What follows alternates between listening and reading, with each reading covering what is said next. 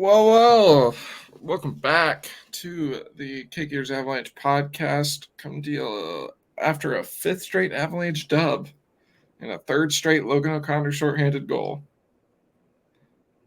What's going to be the longest streak by the end of the year? Logan O'Connor shorthanded goals or Avs wins? We will find out.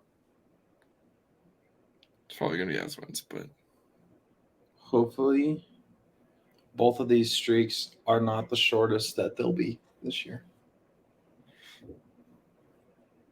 Yeah, I don't know. The Buck gives us a lot, but they could definitely do better. And they might. We'll see. Anyways, so the Avs beat the Carolina Hurricanes. Blake, what did you think of this game? Your first impressions from this game? It was just really messy. Sloppy. Which that's usually just not how Avs and Kings go. Usually it's like really tight checking and like everybody's really crisp with the puck and but no, none of that tonight. It was a little bit of it was like a pretty good hockey game, but it was kind of a tough watch just sometimes because no one could really. There were times when no one could really get anything going, and then all of a sudden, team gets one chance, and the goalies were so bad tonight that it just it's just messy. Yeah, I felt like especially the first period was a lot like the first period against the Blackhawks. It was pretty sloppy. I liked the Avs first period. I really did. Especially I didn't think it was that bad, but it was definitely messy for sure. Oh yeah. I mean, the first 10 minutes, the Avs couldn't get a controlled zone entry. And nor could Carolina. Carolina would just break it up and then dump it back in and change. And I was like, "Are you serious with this?" Yeah, it was really annoying. Yeah, but then, by the way, I kind of expected that you wouldn't be the biggest fan, so I got carrot cake to reflect here. I like the win though; it made me happy. Winning is good. Anyway, sorry, continue. And then right after Carolina scores, the Avs really started playing better. Yeah, I'm not doing this. Oh God. Actually, so for Carolina's first goal, they had a little play behind the net, guy passing it to the slot. Girard can probably do a better job of blocking that pass from getting to the middle, but it's not his fault for anyone who's saying it's Girard's fault. No. Well, I mean, he literally hit it. He literally made contact with it. Right. It bounced directly to Kotkaniemi. The pass was actually not good.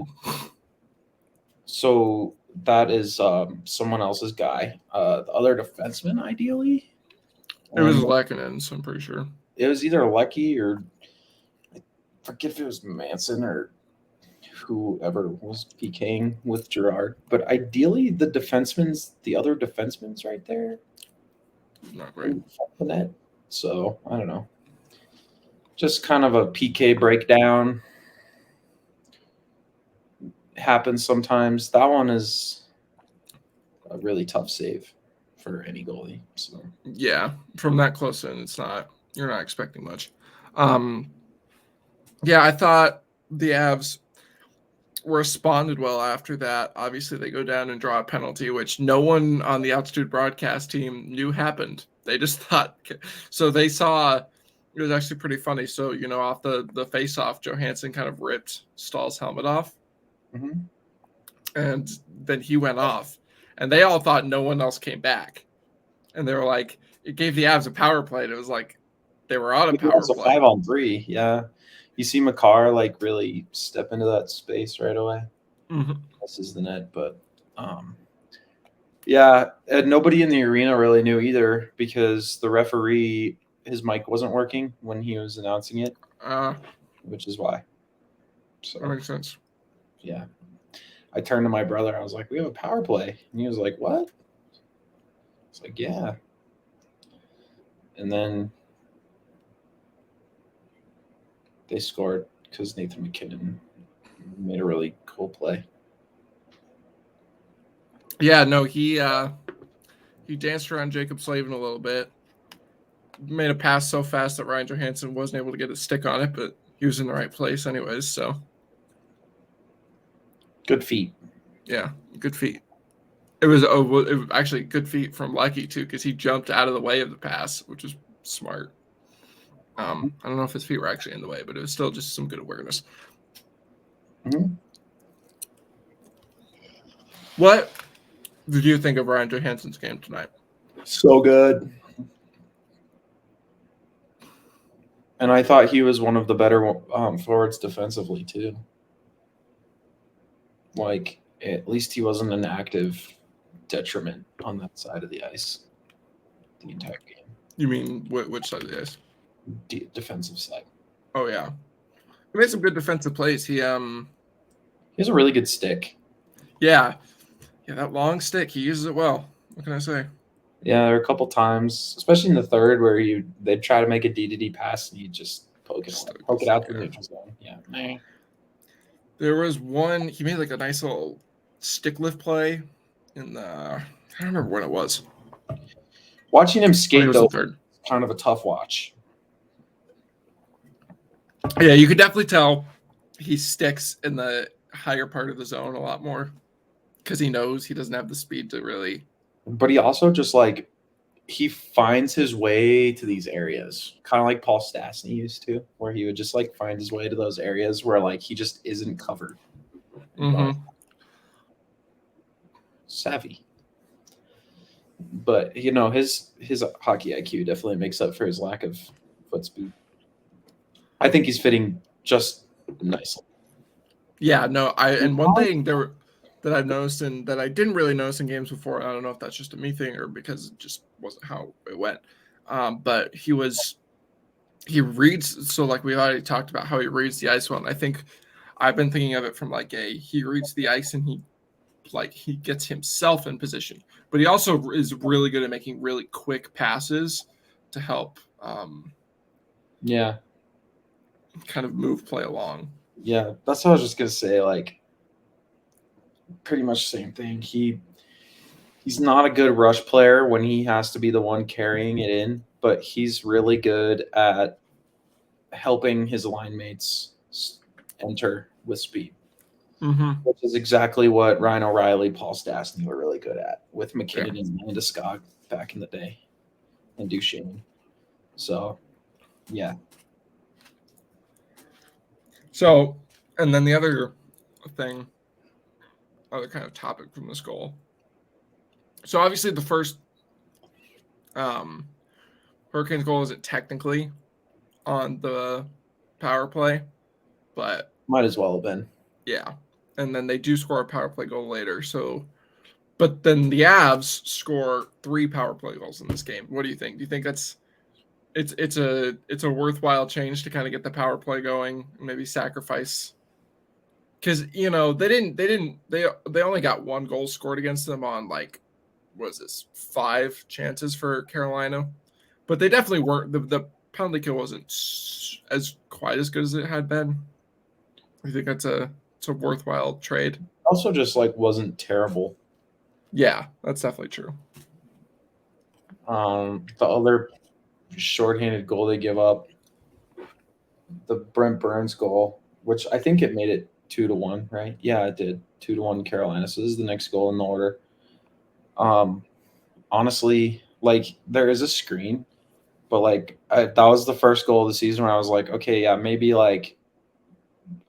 Alexander Georgiev might want that one back. And you see that score, you see that goal get scored all the time. Yeah.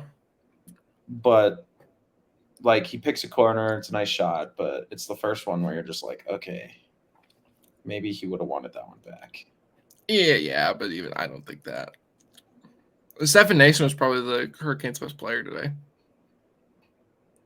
I don't know, man. That's just a bunch of medium players. Yeah, especially without Aho or Svechnikov, it's just kind of a lot. It's a lot of mid. And Brett Pesci too, because then Tony DeAngelo had to play a lot, and Tony DeAngelo's ass.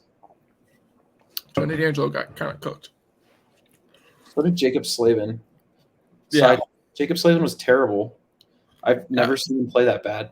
Jacob Slavin got burned on 2 of the Avs goals. One by Nathan McKinnon, which you're like, you know. And then by Fredrick Olofsson. Like, what the hell? Well, I thought you loved Fredrick Olofsson. How do you let that happen? Fredrick Olofsson is my guy. That's goal 1 of 15. But, like, come on. Yeah, no, he's definitely, like, lower on the list. Like, I mean, I think the only other dude that would, well, probably Andrew Cogliano. Yeah. It's like Andrew he also gets booked by LOC on the shorty. He did. No. I thought it was D'Angelo and Teravainen that. I thought it was Slavin. Maybe. I don't know. I didn't think Slavin did power play anymore. I thought he did. I'm going to look because now I'm interested to see if he got smoked 3 times. I'd be surprised because they have Burns, D'Angelo, and Orlov. Orlov also, by the way, not doing great so far. I understand plus minus isn't the best, but they said he was minus 10, and he was on the ice for the McKinnon goal. It is telling too where he's playing third pairing minutes with Jalen Sheffield. Yeah. Not playing well. And I don't know. I don't watch the Hurricanes because I don't hate myself that much, but I don't know if that is a cause of a problem or the symptom of the problem. Hold on. It's important.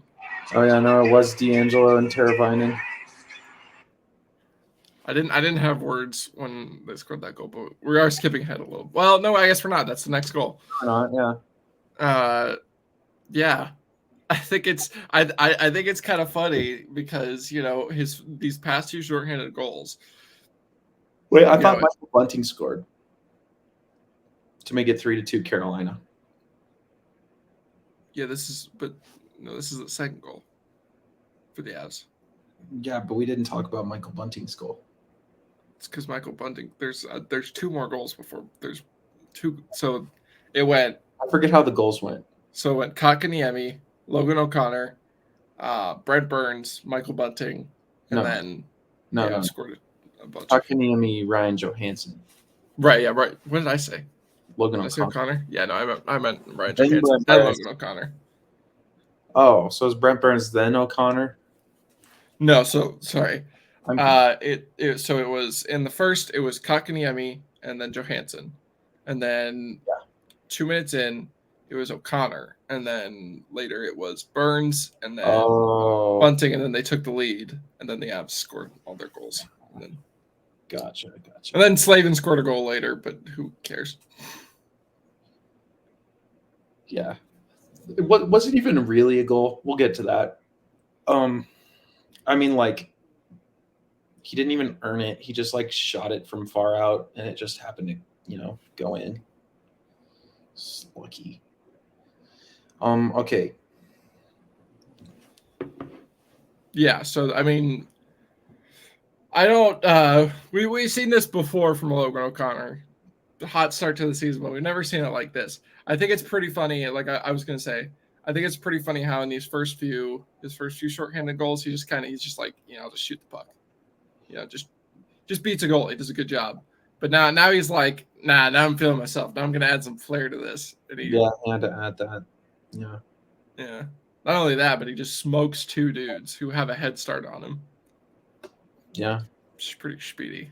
Did do that. And then an underrated part of this is I think Cale Makar coming from even further back, practically joining O'Connor. Yes, that was fun. Yes, he was there in case. He's always just there in case. Always in the right spot, that Cale Makar. Yep. Cale Makar. Actually, I thought he was fighting it a little bit defensively tonight. Yeah. Which, like, you see him have some of those nights. Just, honestly, both him and Taves were just, like, they were struggling a little bit. That happens. It wasn't anything terrible. Something I noticed. Yeah, no, he definitely didn't pop like he did the other games this season. Like when they had the puck use all over, but it was his defensively. Corsi was 40%, not great. Yeah. Um, I bet he gave up probably like at least 3 or 4 high danger chances when he was on the ice. Maybe even like 5 or 6. looks like there's only. Let me see. It's hard to track sometimes. Looks like it's only one. He was 50-50 split on high danger chances. 1-1. Well, He actually only got 3 offensive zone starts. Yeah. Not a lot for the Avs, to be completely honest. That's pretty low. Huh. So, yeah, a lot of constant action tonight. Where were we? Oh, and then now we're at the Brent Burns goal. We talked about the Brent Burns goal. Michael kind of scored, and that was, I just really want to get this over with because just bad defense and then, nice play. That's it, really. Yeah, and I mean, unfortunately, I don't know if it's really the right thing to do, but Nathan McKinnon does make a good attempt to block a shot, but then it goes right to bunting. Right. He doesn't really need to block that shot, though. No, he doesn't, but I appreciate it. I appreciate the effort. Yeah, exactly. Okay, well, here's a fun Nathan McKinnon story. So when he was retrieving the puck, he got hooked on the hands pretty clearly by Michael Bunting, which allowed Carolina to even have the possession in the first place. And then right after they scored, he turned to the referee and said, "Do your fucking job." Do your fucking job. That's like right in front of me, just screaming at him. It's just the easiest thing to see. Do your fucking job. And no, it wasn't even like, it wasn't like he was mad. He just turned to him, "Do your fucking job." And just like stared him dead in the eye. Yeah, Nathan McKinnon, especially, I noticed after where he got tripped and then he got called for a cross-checking, he kind of got mad. Like that first shift after he got out of the box, he was kind of buzzing, and then obviously he gets the assist. Yeah, he had a weird night with like. I thought he was good. I thought he played good, but he drew 2 penalties and he should have drawn like 6. Yeah, it's one of those. It's just one of those games where like when you have a good player, it's just gonna happen. Yeah. Unfortunately, Sorry to interrupt, but this is like pretty big news. Connor McDavid's hurt, and he's not playing. He just like stopped playing. 4 minutes left in regulation. Didn't play again, and didn't play overtime. Jeez. Yeah. Sorry to interrupt. No, you're good. I felt that was news. That is big news. Yeah. Hopefully it's not something too serious, but that's weird. You don't usually see that. No, you don't. Especially in overtime. Well, it happened in the third. Didn't play last 4 minutes of the third, then didn't play. Yeah. Yeah. It's interesting. All right. And then now we get to, I feel like the first half of this game was super blah and slow. Like this was Carolina Hurricanes hockey, and then the Avs were like, "We're tired of this. We're going to score goals now." Well, it also helped that Peter Kochetkov might as well just have not been there.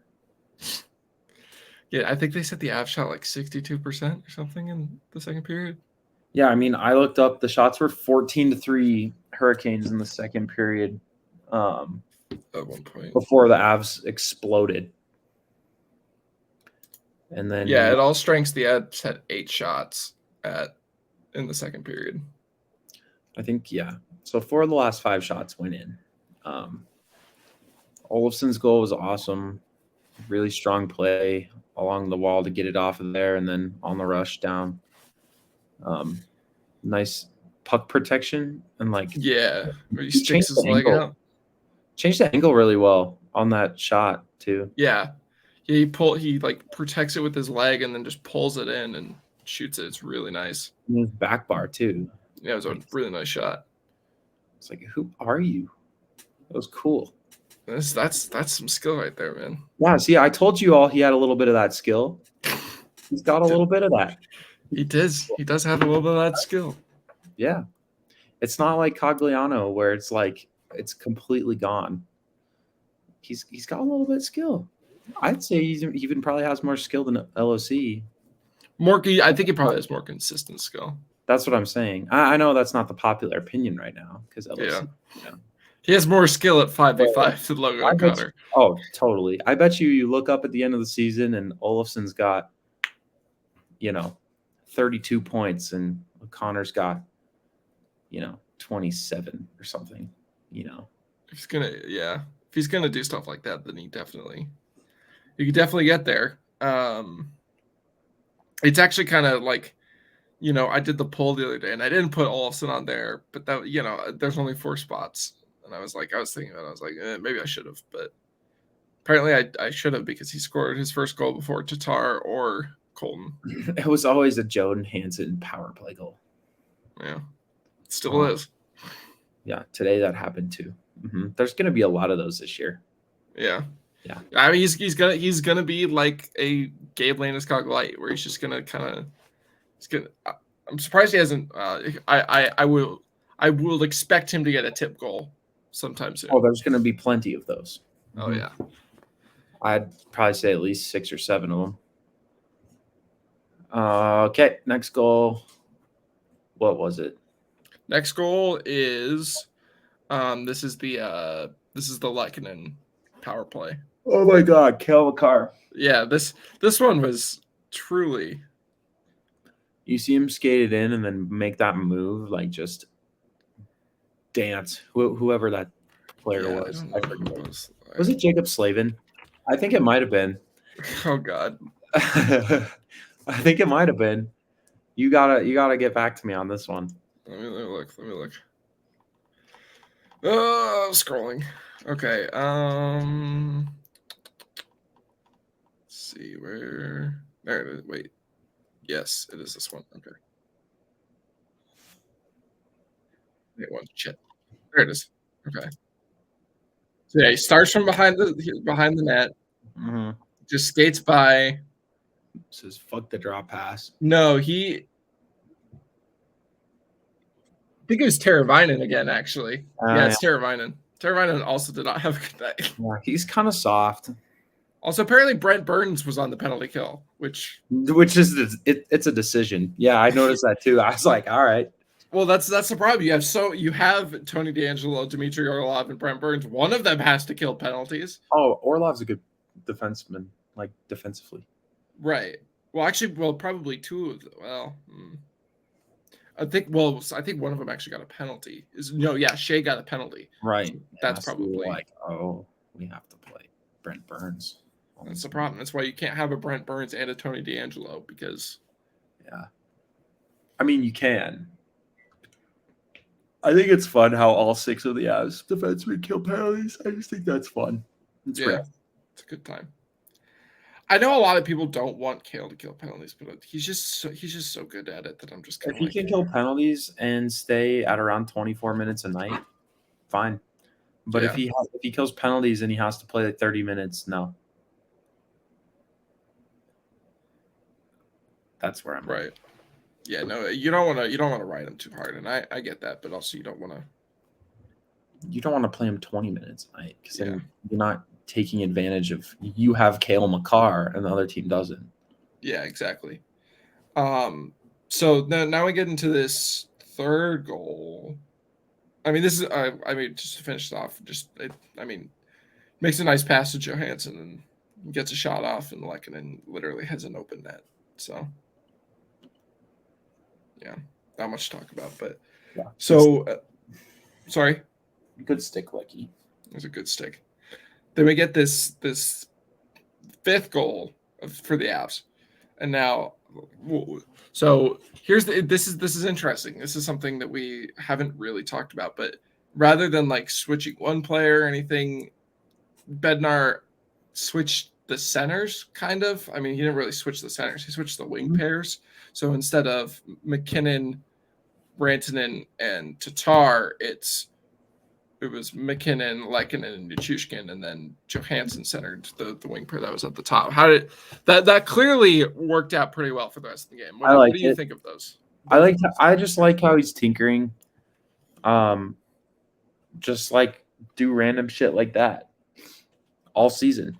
Just find what works. Remember in the 21-22 season when they started the year so well with the top line, and then around came like February, and he was like putting Burakovsky with McKinnon and Rantanen, and then he was doing Kadri, Landeskog, Nichushkin, and everyone was like, "Why are you doing that?" And he was like, "Oh, I'm just messing around with it to see if other stuff works too." And it was like, okay, like, all right, buddy. This team is so good. Like, yeah, you can do that, but like nobody else really does that once you find something that works. So I like it. Find what works the best. Find other stuff that works, because when you get into a playoff series, something might not work and you have to turn to something else. So yeah, exactly. And I think what's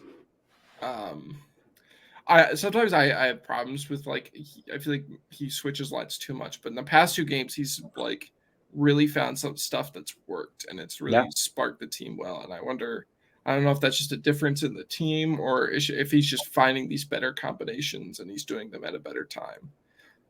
Yeah, I mean, I think it was just good coaching, because McKinnon was on Stahl the whole game, and he's not going to move McKinnon off of Stahl because the other 2 lines just had such good matchups.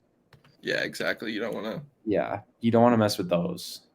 And obviously, the 4th line is going to be better than most 4th lines at any game. So, but yeah, the other 2 lines had good matchups. So he was just like, okay, I'll just switch the wing pairs, so I'll still have those matchups, and I can give McKinnon a little help against Stahl.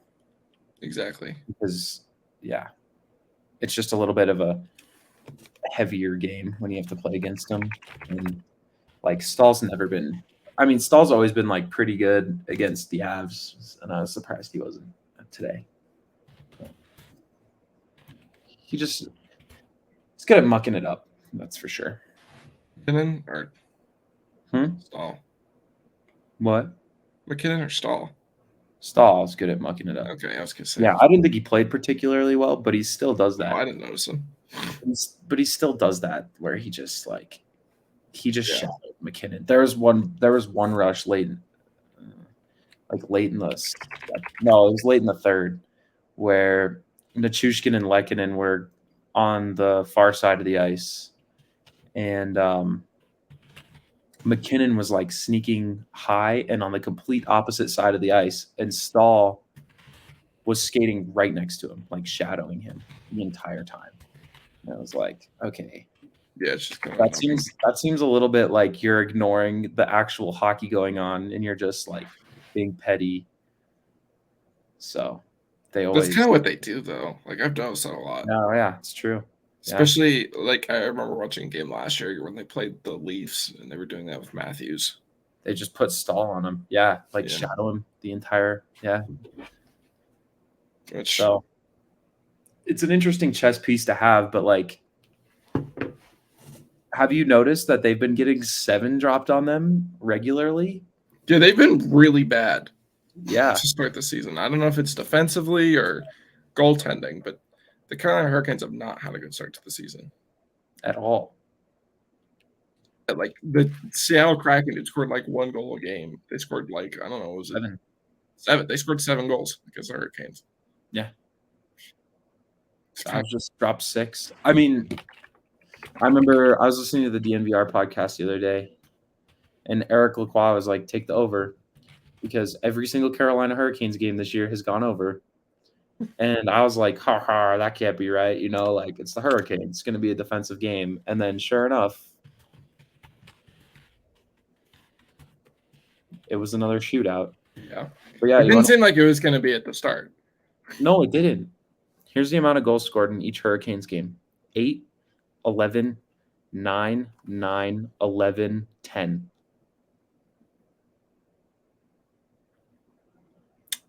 Yeah. That's a lot. They've given up 3, 5, 6, 3, 7, 6. It's a lot of goals. Yeah. I'd have to take a deeper dive into like the underlyings to see like what's going on there. Goals. They've given up 30 goals. 30 goals in 6 games. That's crazy. And I've still heard so much talk about them being a cup contender, and I don't think it like takes away from it, but it's a little weird that a team that's been so porous defensively is getting this.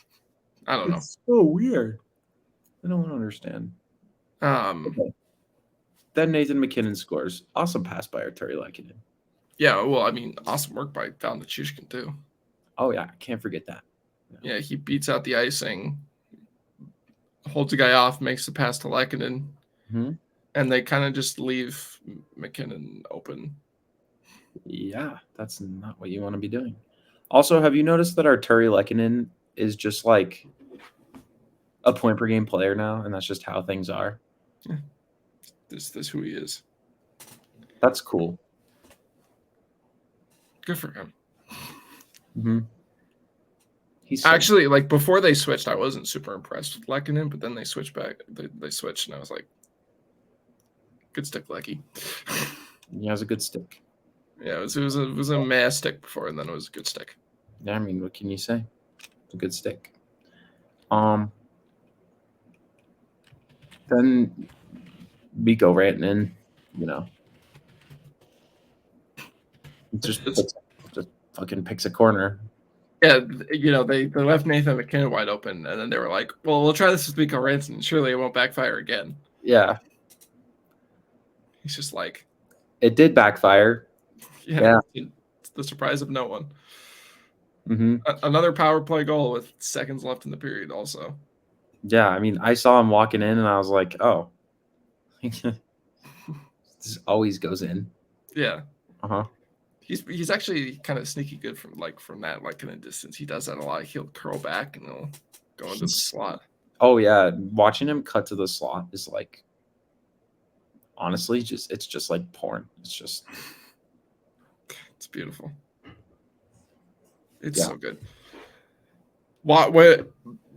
Watching him do the move that Olofsson does is one of my favorites because he's got such massive legs. So it's just like It's just like there's a tree trunk in the way of the defender and the puck. It just looks funny. Everything about Mikko Rantanen looks funny, but it's also just like it's also very impressive. And then you just watch the puck wire top corner, and you're like, okay, cut it out.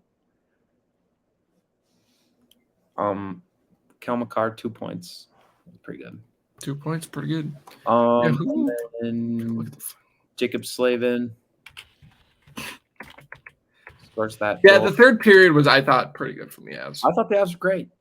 They outshot the Hurricanes. It was pretty blah, especially compared to the second period. But and that's all it needed to be. Yep, they've just been really good in the third period this year. Yeah, first third period goal they've given up all season, and 3-goal lead, doesn't and matter. Yeah, you really don't give much up.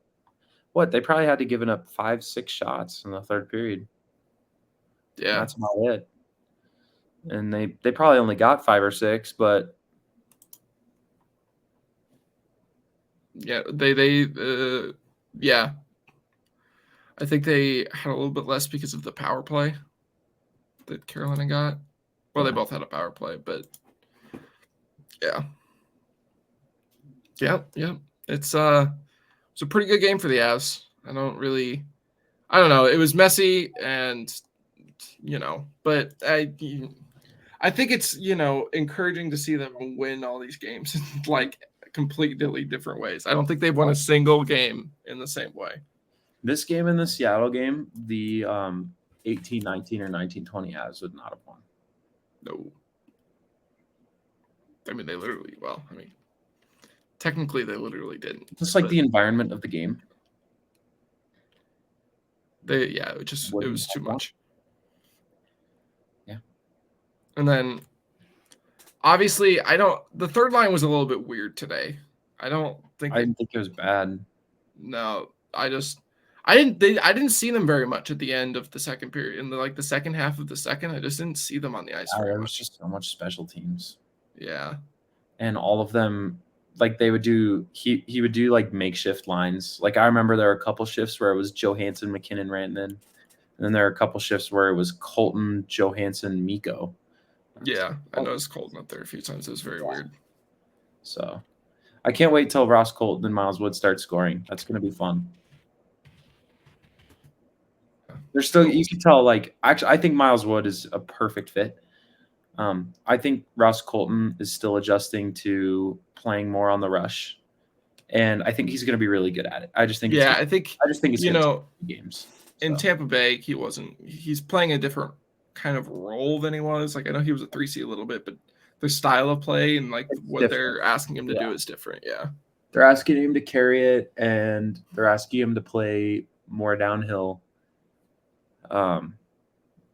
Downhill with the puck instead of without, because it's really easy to play downhill without the puck. Dump and chase is easy to do.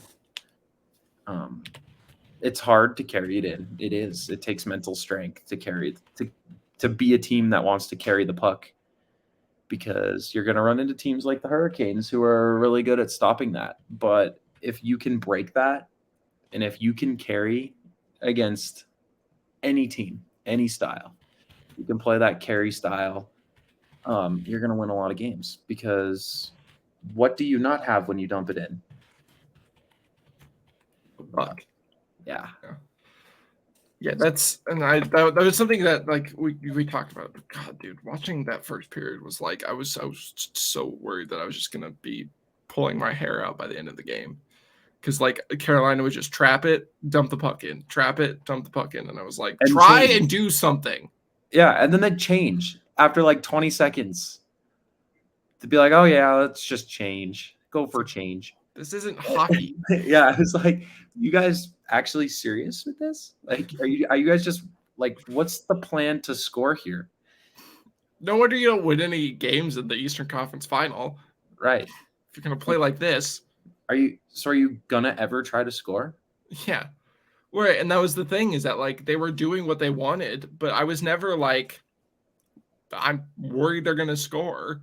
Yeah. But then the Avs would get the puck and they'd go down and they'd actually do something. And it was like, yeah, it took a little bit more work. Like they didn't have the puck as much, but that doesn't matter if you're just not going to do anything with it. Right. There has to be purpose. Exactly. Yeah, I mean, I did want to get into Alexander Georgiev's night. Yeah. Because I thought two of the goals were just like, I've got no issues with the bunting goal and the first goal. The first one. Yeah. Honestly, really, even the second one, like that goal gets scored a lot. He's a short goalie. He gets screened pretty good. I bet you he would like that one back, but I'm not really super mad about it. It's just the fourth goal where I'm like, not the biggest fan. What the heck, man? But it's the fourth goal, and the Avs are up by 3, so it's fine. Yeah. And after he wasn't gonna be pitching a 1 goal against average the entire year. Right. Well, and also I just wanted to turn our attention back to that second period where the Avs were under siege for a little bit, yeah. Especially after those 2 goals. The first like 12 to 13 minutes of that period. Mm-hmm. He faces 14 shots in that amount of time. He gives up 2, both like goals you see scored a lot, but he also makes like probably 4 or 5 saves where you're like, wow, there were a lot of saves that were really awesome. So I just wanted to commend him on that. And obviously, not his best stuff, but he still made really important saves, which is how you can tell you've got a really, really good goalie. Is when he doesn't have his stuff, but he still shows up for you in those big moments. Yeah. It's like he's not I don't know. I don't want to say situational. Because I don't know. It feels like a weird connotation. Like if you're saying he's a situational goaltender, he only I don't know. I feel like there's like a weird, but like I feel like he's really good situationally. Like he does a good job not giving up those backbreaking goals and keeping the team in games. And, obviously he's just kind of a good goalie, but like he's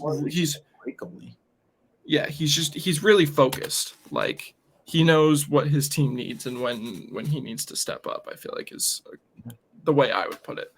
And then 3 stars, I think. If there's anything else. Oh. Oh yeah. I don't know. I don't think I have anything. My first stars are Turi Lekkinen. Good stick. My second star, again, I thought Valenchushkin was really good. He's not going to be in my stars, but yeah, he got 1 point, but I just thought he was really good. Second star, why not? We can go LOC. That's fine. Third star.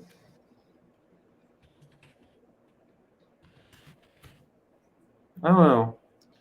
I feel like there were a lot of players who just like played okay, like pretty good. Like McKinnon was pretty good. Makar was like fine.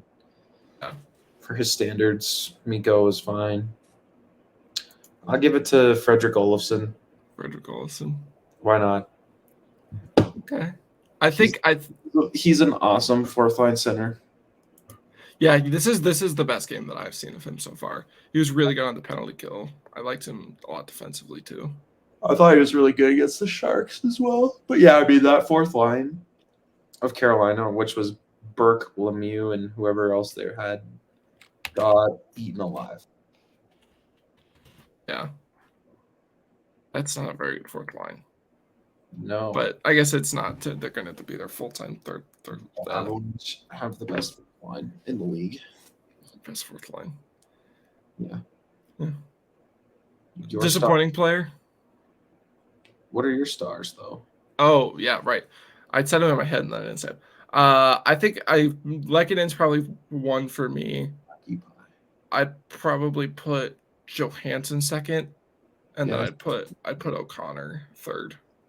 Gotcha. Yeah, Johansen. I forgot about him. He was really good. Yeah, I just thought he was a little bit more noticeable as the game went on, more than O'Connor. So glad Johansen is nav. So glad. Then disappointing player again, Bowen Byram, for like a lot of games in a row, has just not looked great. And Bednar had a good quote on him. I don't think it's been like horrifically bad or anything, but he is just behind the play a lot. Is what I've been. I can kind of see that. Yeah. I think Bednar's quote kind of summed it up. I think Megan had it.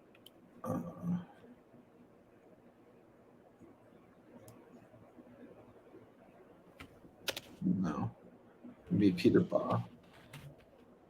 Maybe it was Ryan Bowling. Who had the quote? I thought Peter Baugh had it. Okay. But I don't know. It was interesting. I think it's a good quote.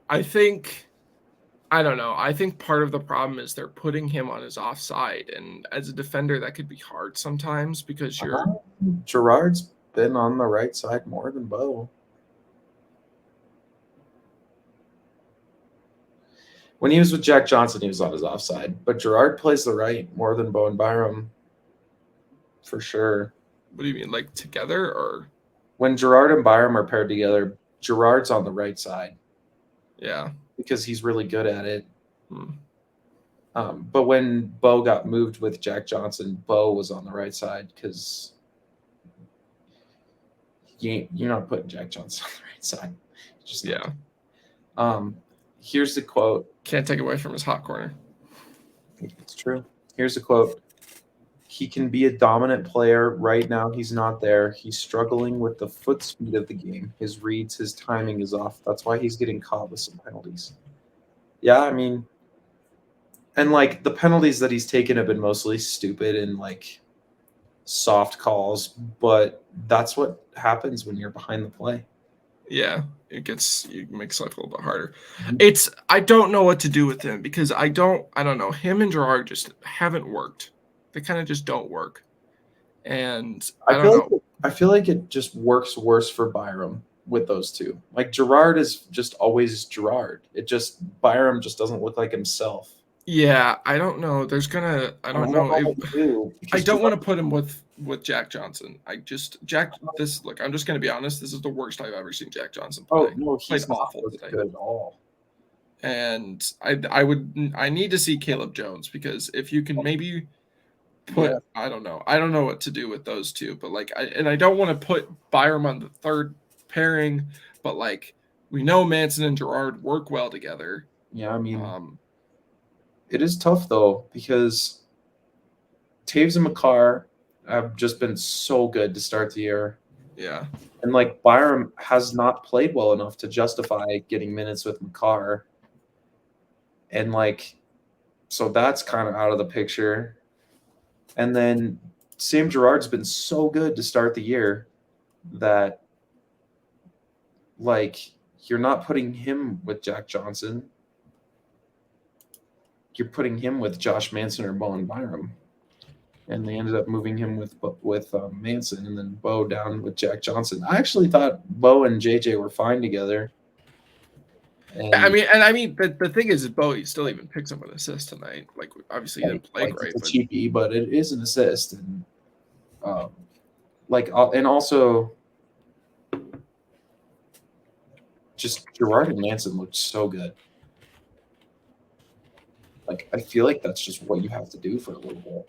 I mean, like I said, we've seen it before. It just works. Those two work well together. Like, it's, I don't know. I think, yeah. I don't know. Because I agree, you don't really want to be like, well, Bo, you haven't played good, but here, play on the first line and you split those two up. But I feel like in an ideal world, you'd put him with Kale, Taves with Gerard, and then Manson with Caleb Jones. Yeah.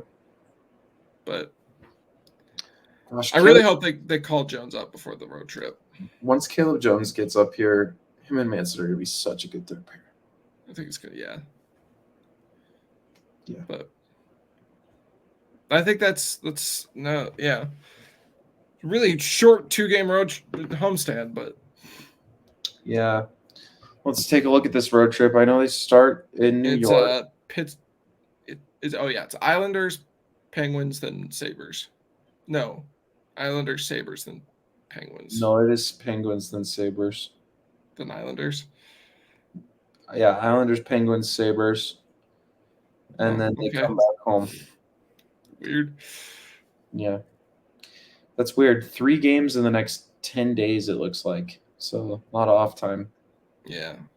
Yeah, they don't play again until the 1st. Yeah, that's the next home game would be the 1st of November. Oh, I thought you meant like just in general. I was like, wait, hold up. What? They don't play till Tuesday. Yeah, Tuesday, and that's the day where everybody plays. Yeah. That'll be fun. I guess. I work. To the Frozen Frenzy with John Buccigross. Yeah. That's annoying, though, because I'm going to have to, save them until I'm done with work. That's annoying, yeah. Just call in sick. Just call in sick. It's fine. I'll just not be on Discord for that game. It's fine. Just be like, hey, boss, all 16 NHL teams are playing today for, the first time ever. I can't. I gotta dip. You understand. You understand, right? No, yeah. She would not understand, actually. Okay. That's about all I have. The Avalanche are really good. The Canes might not be very good. Yeah, we'll see with the Canes, but This will be a big road trip for the Avs because I mean there's a world where all three of these teams they play are potentially playoff teams. I don't know. Go Aves. Go Aves. Yes, sir.